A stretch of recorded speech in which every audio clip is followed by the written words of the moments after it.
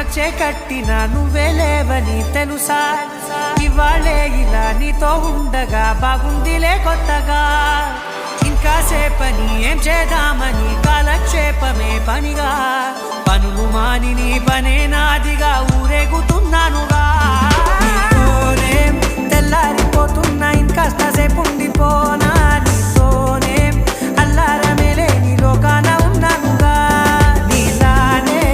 నా తీరు మారింది అదేమిటో తోచలేదే నీతోనే నా హాయి దాగుంది ఏమంటే ఏం చెప్పనే